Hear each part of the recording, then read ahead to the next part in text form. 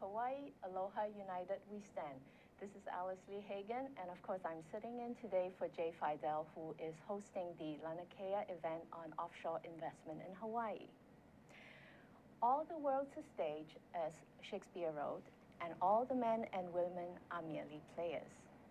Across different cultures all over the world, people are drawn to theater for its beauty, music, sight, for inspiration, entertainment, and perhaps for life's meaning. Our guest today is a veteran actor who has also contributed to the education of young people. And of course, this is a series of education programs to celebrate Education Month for Aloha United Way. My guest today is Eden Lee Murray.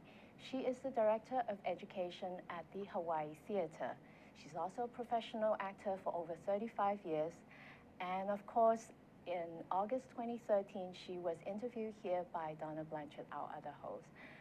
Welcome, Eden Lee. Thank you so much. Great to have you here on the show, and I'm so glad that I could speak to you. Normally, I'm not sitting at this seat, and you would have been interviewed by Jay, but I'm glad I'm taking his seat today. I'm very lucky to have you here.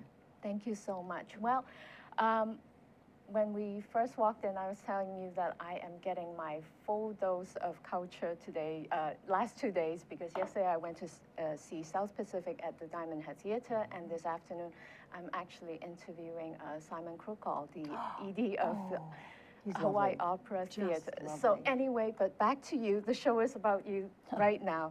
So Eden Lee, tell us about the Hawaii Theater and all the exciting education programs that you're doing. All right, well, it's a wide-ranging menu. Actually, we have one line is what I produce and present in the theater to bring as many of Hawaii's children into our beautiful historical venue. And the other braid is the classes that I run to bring smaller numbers of children in to train in theater. And I can tell you, let's talk about the productions first. Sure. I've been in the job now for almost over 6 years, and when I first came in, I thought my job was simply to make theater, to get theater to as many little people as possible, right? Well, it's more complicated than that, and I've learned this over the time. The Hawaii Theater was closed from the mid-1980s to the 1990s, and during that bandwidth of time, the people who were parents themselves didn't bring their children to the Hawaii Theater, so they don't have family memories of the Hawaii Theater and wonderful times. They're now a philanthropic check writing age. Right. They don't think about the Hawaii Theater, all right? The kids who were kids at that point didn't get brought to the Hawaii Theater, so they don't have that on their radar, and they're now parents themselves. They don't think, oh, I wonder what's playing at the Hawaii Theater. I want to take my kids. The kids that I'm working with now, from pre-K all the way up through high school, I'm trying to reawaken an audience for what the theater does, for what the theater is. And hopefully that will ensure the future and security of the theater as she moves forward in time. Wow, this is an interesting aspect. So when the Hawaii Theater was under restoration, did they anticipate that they will lose a generation of audience? I couldn't say what was on the thought board at that point, but I think their priority was to get that beautiful old lady back up and fully restored to her initial glory, which they did. And it is a beautiful theater. I've been there on several occasions. My niece is in Iolani, and she has performed there. And then, of course, they have a variety of performances from hula to comedy, and it's a great theater, but I'm so glad to hear that you're doing so much for young people, because I know, even for myself, when I was growing up, I was lucky that I was able to enjoy Shakespeare, different shows, different performances, but I'm just not quite sure how it is for the younger generation now, because they have a lot of other alternatives. Well, here's the thing. They have their screens, their iPads, they have television, they have movies. But with live theater, what they get is to sit together collectively in the dark and experience a story told in front of them in real time. And it's the old, the storyteller, I'm the storyteller. It's true because I say it, so come with me into the world that I'm going to show you. And the kids, if the plays that we do are done with that kind of authority, children just jump in, And the thing that I tell my students when I teach is that it's not just kids. When somebody, an adult even, walks through the doors of a theater, I don't care what their chronological age is, they're 5 years old, and they come in with, tell me a story, right? And so that's our job as actors and directors, is to give them something that they can completely immerse themselves in for the time they're in the theater. I think it is part of our gene to enjoy storytelling, and I don't think we do enough of that. So when you work with your ensemble of young people, what are some of the things that you would draw out, or something that's really interesting to them? Because I guess theater, for a lot of people, layperson like me, it's a performance, but there's a lot of things, many different aspects that are involved in a theater production. So when young children or young people come in, what do they enjoy? Or is there something that they don't enjoy? No, I think I've run 3 different ensembles, so I can answer that question by telling you a little bit about them. When I first came into the job, I inherited the Hawaii Theater Young Actors Ensemble. That's a group of high school, very serious, very focused. They know their path. They have to audition. It's a competitive situation, and I take between 15 and 20. Sometimes I've had as many as 25, but that begins to get a little unwieldy. But they work together from September through May.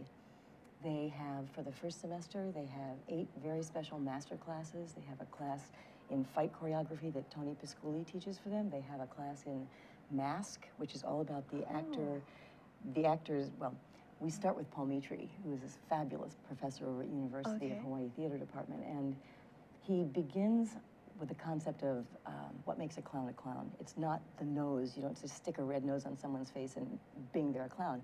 But he puts the kids in front of a mirror, and he puts a red nose on each of them, and then he'll say, now what are the eyes that clown has? What eyes go with that nose? And then as soon as the eyes fit, then you build in the mouth, and then you build in how they hold the head, and then you build in where the shoulders are, and you build where the body's. Anyway, you create the complete character mask. That's fascinating. And then the next thing, we lose the nose, and you just create your own mask. And that's just one of the classes. And we have 8. One of our, Bridget, blanking on her name, but she, National Slam Poet champion, several times comes in and teaches the art of poetry and performance. So by the time they get that under their belt, then we move them into Shakespeare. So is this part of the mask that you're talking about, or these are just props? No. This is actually, one of your questions was about how we collaborate with community organizations. This was our production of Eddie When Go, written by Marian Lyman Merzero, a Punahou teacher. She was one of the original crew members of the Hokulea. Her brother, David, was the captain. And she was on the Hokulea when it capsized, and Eddie Aikau went out to rescue.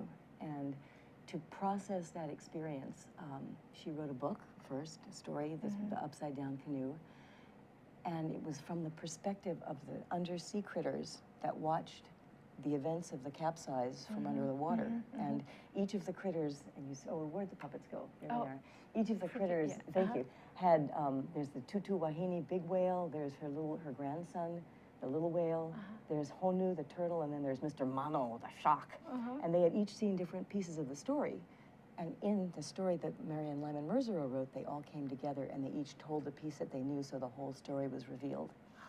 So Marian, it's a fun story, at Book and Music Festival, maybe 6 years ago, I just started this job, so we had done a live reading of Marian's book and then play, and she said, wouldn't you like to do it at the Hawaii Theater? And I said, I don't know how to make that happen, Marian, I'm sorry. And then time passed.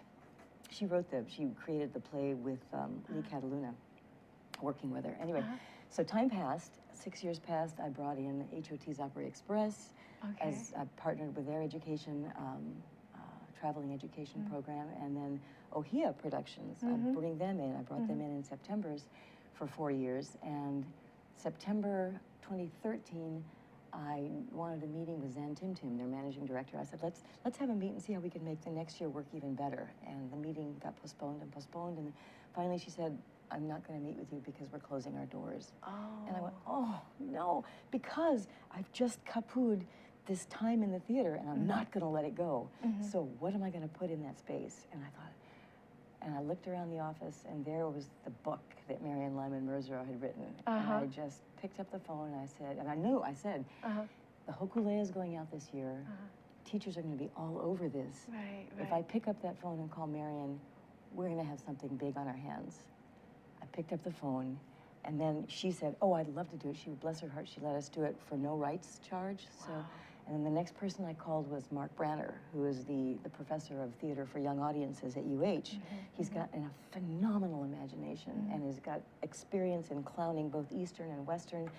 And I just knew he was the person to do this project. So the timing was perfect. So I went to Mark, I said, how would you like to do this? And he said, oh, I don't know. I mean, I don't know if I could tackle a Hawaiian hero, the subject of this. And he's also very modest, Mark, in addition to being a genius. So I said, I think you're the person to do this, and I believe in you, so let's go.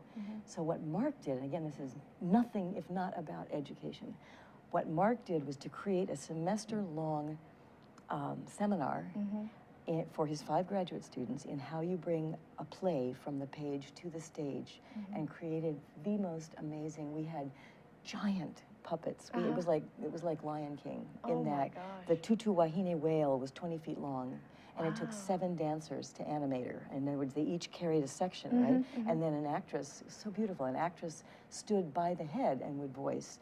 All the other puppets were done by one person, either a part of the puppet or whatever. But the idea was that Tutu Wahine was trying to pass on the story of Eddie Aikau to the next generation, right? And was just in the process of dissociating from the body. So her spirit was outside the puppet, right?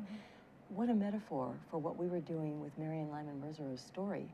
We were passing on the story of Eddie Aikau to the next generation of Hawaiian keiki. That's fascinating. So who were the audience, and how many shows did you do? We started off just having, we were going to do Tuesday, Wednesday, Thursday, Friday, student matinees in the morning, and then 2 public shows, Friday evening and Saturday matinee. And the teachers were so enthusiastic about it. We had to add shows Tuesday, Thursday, and Friday, and the cast, bless their heart, they were willing to double up, right? We had, between the public performances and the student matinees, we had over 10,000 people in the theater that week. So is that what you meant when, you know, when we were preparing for the interview, you said you had 10,000 people who would normally not come to the theater? Is that the one? Yes, we had, there were schools from all over the island wanted to see it. I've been trying to get Punahou School to come see my plays, and that was the first one they came to en masse because, of course, their teacher, Marion Lyman Merzero, had created the story. But now the entire 8th grade level of Punahou is coming to our Romeo and Juliet, which goes up in the theater we open next Wednesday, and we have now got, I'm so proud of it, we've now got over 1,000 kids coming into the theater Wednesday morning. We've got close to 600 coming in Thursday and close to 300 coming in Friday. And they're all going to see Romeo and Juliet. So now this is another image of Romeo and Juliet. So when was this production then? When was the picture taken? Yes, yes. That was just for our production photo shot. Cave Cardan did our pictures for us to send out to the media. I see. What you see here is it's not the way we're staging the end of the play, but we didn't know how we were going to stage it in February. So I see. But what I think is beautiful, if you look at each of those faces, you asked me what children love about theater.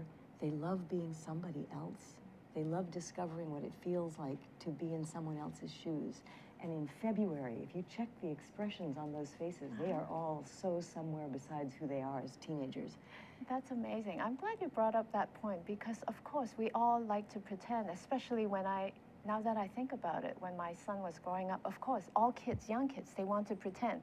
Firemen, engineers, truck drivers, but somehow we lost that as we grow up. What's interesting to me is if you watch young children at play when they don't know you're watching, they're completely free.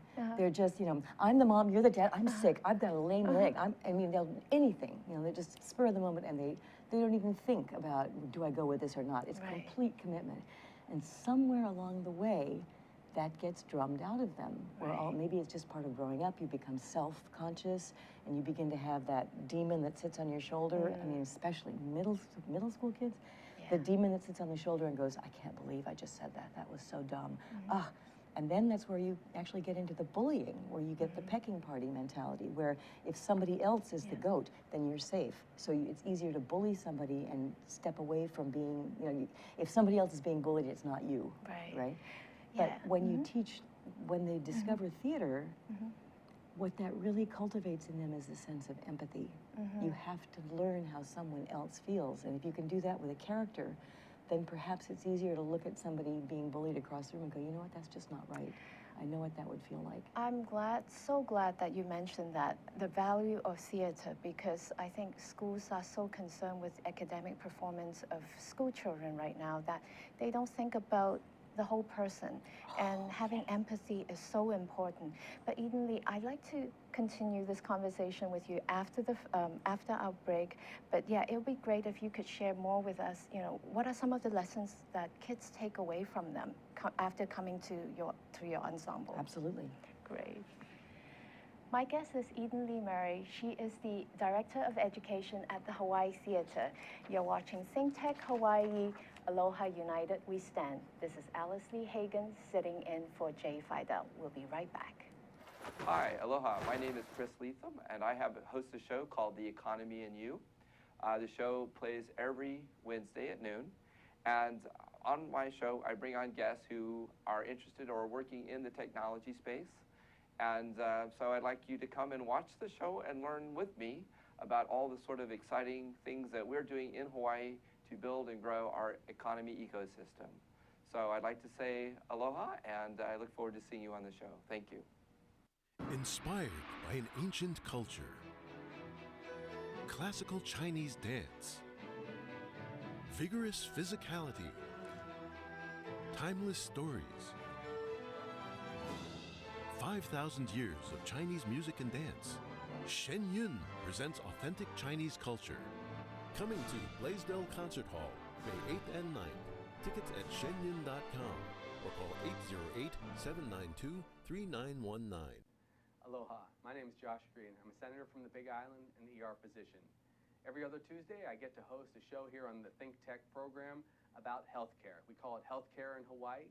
It's really enjoyable for me to bring other healthcare leaders from around the state to talk about our pressing issues.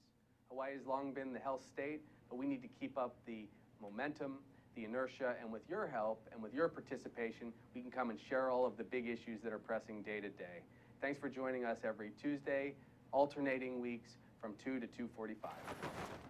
Welcome back to Think Tech Hawaii, Aloha United We Stand. My name is Alice Li-Hagan, sitting in for Jay Fidell.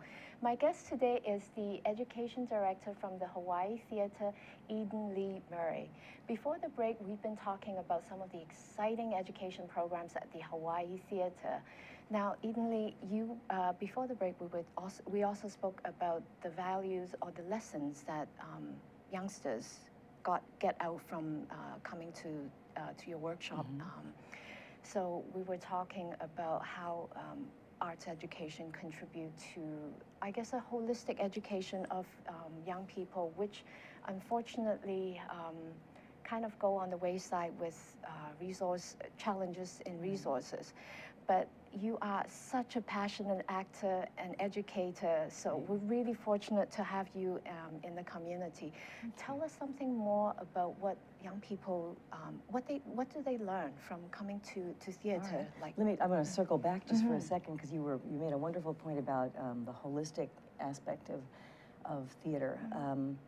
Teachers these days complain about kids being disenfranchised, being isolated, and they're focused on their iPad, on their cell phone, on their earbuds. They're enclosed into, yes, they're in the touch with the world, but they're behind walls to an extent. And there's no interaction. Sorry to interrupt, but yeah, they are so on their own, and it's scary. And the thing about theater is you can't do it by yourself. It is one of the most, it has to be a collaborative, cooperative experience. And the skills, well, just for example, the Punch Bowl Music Festival was in our house yesterday in the Hawaii Theater. It's the three Central Intermediate, Stevenson Intermediate, and Kawananakoa Intermediate. Their band programs culminate every year now for the last 13 years on our stage at the Hawaii Theater, right? Wow.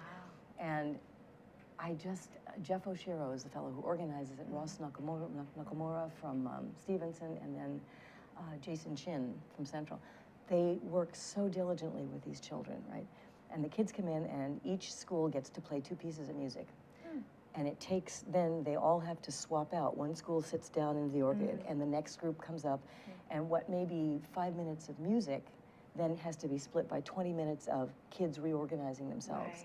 But the kids are on point, on task, they know where they're supposed to be, they take care of each other, and I just watched almost in tears last night because what they're learning as collaboration, cooperation skills, they're life skills that will stay with them forever. No matter, they may or may not play their instrument, you know, but for the rest of their lives, but they will not forget that experience and what they will bring with it after that, you know. Now, you said that for your workshop, your ensemble, some of them require audition, others don't. Can you tell us a bit about that? And since you have been at the theater for 6 years, do you see any changes in the types of students who come to your workshops? That's a great question. When I first started, I inherited the Hawaii Theater Young Actors Ensemble, which is the group of, I think I mentioned earlier, very focused high schoolers. They audition from all over the island, some from public schools, some from private school, some homeschooled. And they come in knowing that they're going to have to work on Tuesdays and Thursday afternoons for 2 hours with me. I ask that they commit exclusively to the program and not audition for or accept roles in community theater or extracurricular school, just because the classes are so packed and intense that if they were to leave them and go to another rehearsal, say, it diffuses what I ask that they go home and journal and think about any new idea, anything that's caught them by surprise, any discoveries they make during the class, I ask that they go home and write it down. Wow, so that that's they, a lot of work. Well, they build a record so that by the end of the year they can see who they were at the beginning of the year. At the very start, I have all the kids in each of my ensemble, I have them fill out a card that says, I want one hope. What is one hope that you want to get out of the training you're going to get this year? And what is one fear at this point? And then I seal them in an envelope. And at the end of the year, at our last class, each of the last classes, I pass them back. And they can choose to share them out loud or not. It's up to them. But they see a snapshot of who they were 9 months ago and how far they've come. Can you share some of the fear that they told you about at the beginning? And how have they grown?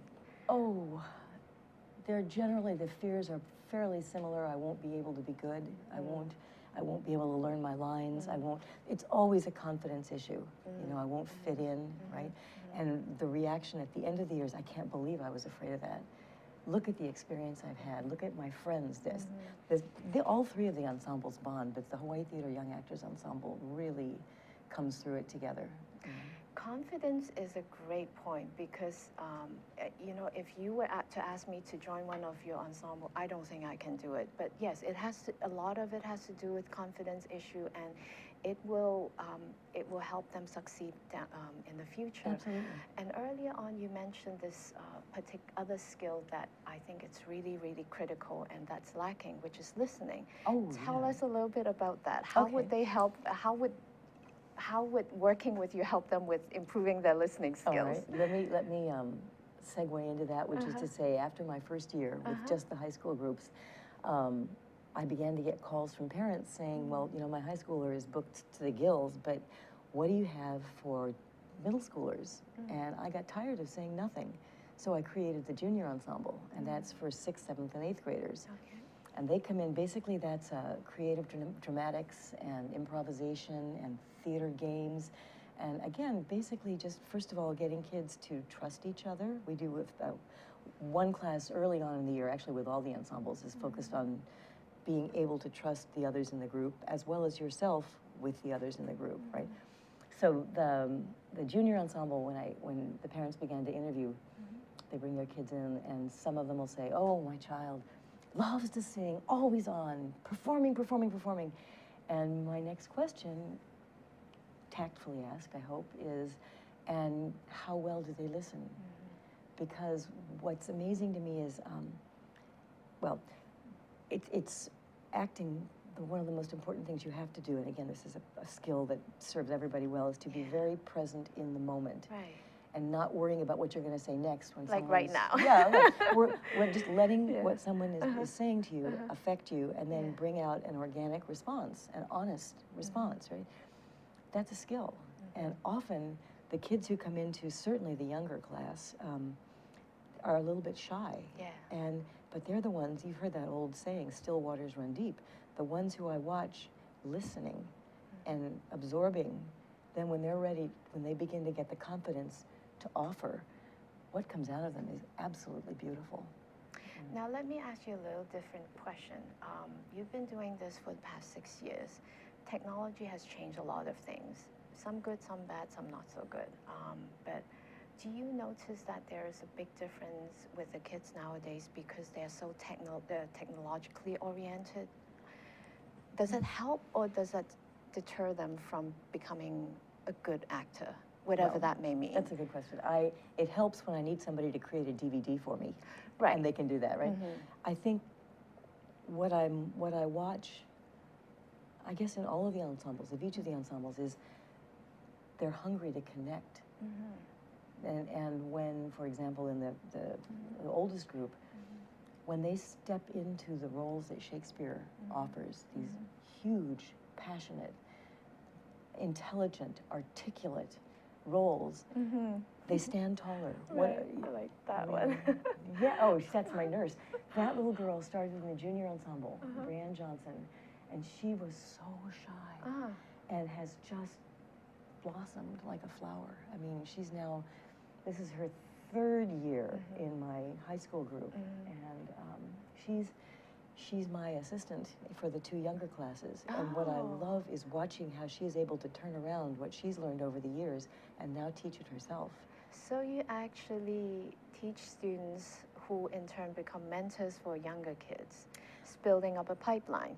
Yes, exactly, because so I've got I started on my little train of, I have the junior ensemble, which was the 2nd group created, and after about 3 years, the kids that I was working with in there, because they'd like to come back, they'd aged out basically of that group, but they weren't, some of them jumped right on into Shakespeare, but some of them weren't quite ready to make that jump. So I had to create the intermediate ensemble, which is for 7th, 8th, 9th graders, basically, and it takes, the little ones don't do any text. They basically do, as I said, improv, theater games, creative dramatics. The middle group begins to work with text analysis. They start with monologues in their fall, and then they move up, and that's character creation. Again, text analysis, then they move into everything they use the 1st semester, moves into the 2nd semester when they do scene work. So then scene work, they play short scenes together. So not only do you have to create the character and know exactly what you want to do with the text, but now you have to listen and respond. If your partner gives you something different than they did the last time through, you have to respond and think on your feet. And think on your feet. Wow. Live, that's the beautiful thing about live theater is it is nothing if not about adjustment. Right. And if a person can learn that, you know, then, I mean, you, for example, you didn't expect to be doing this interview. Well, what do? You come in and you do it, and you do it beautifully, because that's because you have to do it, right? Well, I have a wonderful guest like you. How can I screw up, right? No, but my point there, and the thing, when in a play, in Romeo and Juliet, for example, somebody misses an entrance, somebody forgets a line. We have a wonderful improv, a birthday present that a director gave me once when I was playing Shakespeare years ago was an iambic pentameter line. It's not so scary when an actor goes up, and that means forgets their line, and they know they've gone up because then they're reaching to you for help. But if they jump in the text and they go to a place and they omit information that is important, and if you're on stage with them, you just say to me the thing thou hast not said. It's iambic pentameter, right? And it flags your partner the fact that I left something out, and then they'll let you help them, right? That is fascinating. But again, you just have to be willing to hang out there. Eden Lee, why don't we hang out for a little bit? We're coming on a second break. So afterwards, I like to ask you a little bit more about these classical plays, because that's what I'm more familiar with. And I'm just curious how young kids deal with these Shakespearean plays now. I've got a special Great. My guest is Eden Lee Murray. She is the education director at the Hawaii Theater. We'll be right back. This is Alice Li-Hagan with Think Tech Hawaii, Aloha United We Stand. Hi, I'm your host on Think Tech Asia, Bill Sharp. I look forward to you joining us each Monday between 4 and 5 o'clock when we film right here in our studio in downtown Honolulu. The show, Think Tech Asia, focuses on contemporary events in Asia. And by Asia, we mean anything from Hawaii, south to Australia and New Zealand, west to Pakistan, and as far north as the Russian Far East. Clearly, this is one of the most economically dynamic centers of the world, and we bring you up to date on what's going on in a whole host of countries in this very vital region. We look forward to seeing you. Aloha. Aloha, I'm Hunter Hevlin, host of Sustainable Hawaii here at Think Tech Hawaii. You can tune in every week on Thursday at 2 p.m. to see interviews with sustainability professionals from around the state and even further abroad, learning about activities with water management, food security, waste management, and a whole host of other fascinating opportunities to get engaged with making a greener island. So if you're interested in making the transition from consuming individuals to communities of producers, check us out every Thursday. Welcome back to Think Tech Hawaii, Aloha United We Stand. My guest today is Eden Lee Murray. She is the Education Director at the Hawaii Theatre. We have been talking about her ensemble at the Hawaii Theatre and how young kids are really, really enjoying the workshops that they are doing and the lessons learned from all these different workshops in helping them to succeed in life. Of course, Eden Lee, we were talking about Shakespearean plays, classical plays. I'm just amazed that people can remember all these lines, especially because we don't talk like that anymore. So how do you help young people remember these lines, and how do they get into the characters? Because I guess these are old plays. We spend a lot of time, well, the characters are huge. They are so wonderful to bring to life, right? So the kids love to inhabit them. And then we spend a lot of time working on creating the characters who would say this line. Let me start with the language, which is to say, when Shakespeare was writing his stuff, he had an operating vocabulary of 30,000 words plus. Okay. And whenever he didn't have exactly the word he wanted, he'd make one up. So, I mean, and then the age in which he was writing, the Elizabethan age, people were very proud of how articulate they were. In other words, if you were to say to somebody, how are you? You would get a very specific analysis of that person's state of being at that moment. Or if you were going to say, what did you see? You would get a full description and people being proud of their ability to articulate. Well, we've come a long way from that, where, see you later on a text, right? And it's like, it's this tip of the iceberg for what language can do, right? So and Shakespeare in the lay population, Shakespeare has a bum rap, okay? Because a lot of times people say, oh, I just don't want to go see Shakespeare because I can never understand what they're saying. It's like they're talking another language. The reason for that is because the people playing the language do not understand what they're saying either. They know generally what the character is feeling, thinking, but they don't use the language that they're given to explain, to express, see if I can find out, was the hope drunk wherein you dressed yourself? I mean, the sounds that Shakespeare writes are specific to the emotions that the character is feeling. And the characters in Shakespeare are they pick the word that best expresses what they're feeling. The actors have to understand that before they can speak clearly enough to be understood. When I work with the kids for rehearsals, we read the play through 3 times before I let them stand up. We need to know, why was that word picked? Who are you speaking to? What do you want? What is your objective? How does that line serve your objective? I mean, you have to work. But once you've done the work and you untie the knots of the poetry, the high of language being used that way for the actor and the audience alike is immeasurable. You just reminded me of something, because earlier on you talked about text analysis. You would read the lines with your ensemble a couple of times before you let them do it. But then I also remember reading that, very often it's your body language, your tone of voice, your facial expression. The word itself perhaps is not as significant. Is this true in theater as well? Well, it's in real life, you're absolutely right. In real life, we pay attention to a lot of cues and clues beyond the language, okay? So why would you not do that with Shakespeare? And so many people just think all you have to do is learn the lines and spit them out. When in fact, by understanding them that completely, you bring the body language, the facial expression, because you know what you're saying and you support it.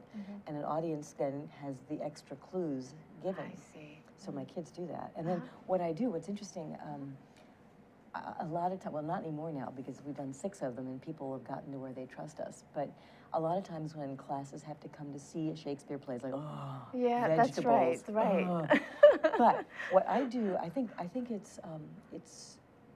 it strains suspension of disbelief for me to ask groups of high school kids or middle school kids to come to the theater and believe that that really is Romeo, or that really is Juliet, or that really is Macbeth, or that really is Hamlet. However, what I do with my kids is I always have them create a play outside the play, where, for example, with our Romeo and Juliet, I've asked each one of the kids, we've created an itinerant band of Elizabethan players and roustabouts. Each one of our kids has created their very own specific Elizabethan player. Have to be male, because in Shakespeare's day, women were not allowed on stage, right? So each of these kids has got a very specific character that they've created. They will, when school groups come into the theater, they will find a blank stage. The kids, our actors, as they come into the theater, will bring a player wagon, which will double as the balcony. I mean, they will just have they will create the set a vista in real time as their audience is coming in. They will improvise with their audience. They will introduce themselves as the player. They're going to tell about the role they play, which is probably the most important one in the show, because every player believes they're the most important, right? They have to. So what we do is and that's about a half hour to whenever the first bus comes, right? They build relationship and create bridges so that by the time our players become the characters in Romeo and Juliet, they've formed relationship with their audience. And so the audience is on their side by the time it works like a charm. It's so beautiful. It's incredible. Of course, I mean, Shakespearean plays, because I've studied it, so it's kind of my comfort zone. But of course, there are a lot of contemporary theater. So how do you make it relevant for young people? Because I think that's what you're trying to do. I mean, you mentioned it at the beginning. You want to grow this population of theater goers. Right. So yeah, are there more contemporary plays that young people could relate to? And how do you do that? What I do is have, I mean, Romeo and Juliet, young boy, young girl, fall in love, parents don't approve, boys fight, drop of the hat. It's right where they live. It's right where kids live. That's true. And so but when we did Macbeth, we had same thing. People make bad choices, do bad things, and go down for their, I mean, the power of consequence, right? It was relevant. The kids got it. Hamlet, when, again, because the boy playing Hamlet was so articulate and clear about what he was saying, and he came to me, Michael Maine, he came to me and said, you know, I'm worried about losing the audiences on those 5 big soliloquies. And I said, well, what we have to do is let you do what Shakespeare intended in the first place, which is to break the fourth wall. Whenever a character is left on stage in Shakespeare to talk, he's not behind a fourth wall talking to himself. He's either explaining to the audience something that just happened, or he's thinking about what he wants to do next, or he's making a discovery. So what we did, I said, Michael, you're going to talk right to your audience. And I asked my lighting designer when there was a special sound cue, when everybody else was off the stage and Hamlet walked out of the play to talk to his audience, the lights in one area of the theater came up. So the kids were no longer in the dark. Hamlet was looking right at them, making eye contact, and some kids engaged and some looked away kind of shyly, but none of them were bored. My gosh, Yeah. Evenly, I wish I had a teacher like you when I was growing up, going to school. My last question for you. Now, when you first became an actor, did you know, has this always been a passion of yours to educate young people? Well, no, it's very interesting. I grew up in the theater. My mother was a very good actress, and I remember helping her with lines as soon as I could read, you know, and seeing her up on stage and watching her. I remember she was a touring group of, by the time she'd been professional and all, but by the time I came into the scene, she was a mom and a housewife in Kansas City, Missouri, and traveling with the Junior League Children's Theater. And before preschools came about, I would travel with her, and I'd watch these ladies get dressed up in a classroom of a school. And one day I got to open the curtain for them. So I remember seeing these women that I had seen as women, my mother's friends, up in a room, and we're down and we're waiting backstage, and I got the signal to pull the curtain, and I pulled the curtain, and all of a sudden lights hit them, and they became someone else. They transformed. I knew I wanted that, you know, and I couldn't wait after shows to get backstage to see my mom while she was still in makeup. My sister would have nothing to do with her until the face was clean and the clothes were back, right? You know, but so I've loved theater all my life. I've done it almost since I was 4 or 5. Right? Oh my gosh. But, and I love your question about education. When I was getting my Master's of Fine Arts degree at the University of Missouri, Kansas City Conservatory, the graduate students were offered the opportunity to teach, and I was very shy about that. I backed away. I didn't take it because I thought, how presumptuous to think I had something to teach. I've got so much to learn. As soon as my degree was done, I flew to New York to meet the man I was subsequently to marry, Roger Jelinek, and his 2 children, who were 12 and 15, Claire and Mark. And while I was there on that trip, and of course you can imagine it was a little tense, I was asked if I would like to watch a rehearsal of Claire's play. This is a bunch of 7th graders doing As You Like It. They were doing Shakespeare. And I had just done As You Like It as part of my MFA program. So I played Phoebe and loved it. So I'm sitting in the dress rehearsal in the back of the auditorium of a school, and the director comes out and she goes, I understand the new Mrs. Jelinek is an actress. Did you have anything you'd like to say to us? And I don't remember getting from the seat up to the stage, but I worked with those kids for an hour afterwards. Oh my gosh. And it was exciting, it was thrilling, and I discovered that that's my happy place. I love working with kids in And theater. you look just like that in this group shot. That's this year's Hawaii Theater Young Actors Ensemble Company. Those are the Elizabethans that will bring the characters of Romeo and Juliet to life. And that's one tired director, one tired and happy director sitting in front of them.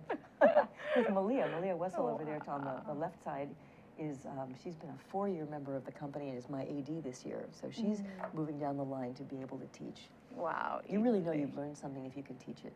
You are amazing. And I think Shakespeare was right. I think the world is a stage and all of us are actors, but then of course there are some better ones like you. Oh. It's wonderful. Thank you so much. And I have learned so much from you, not only about the work that you're doing with young people here in Hawaii, but you've also taught me something about being a host here on the webcast. Oh, thank you so much. We're all Great about to education. have you. Thank you so much again, Eden Lee. You're very welcome. My guest is Eden Lee Murray. She is the Education Director at the Hawaii Theater. I'm Alice Li-Hagan, sitting in for Jay Fidell for Think Tech Hawaii. Aloha United We Stand. Please stay tuned for our next show. Aloha.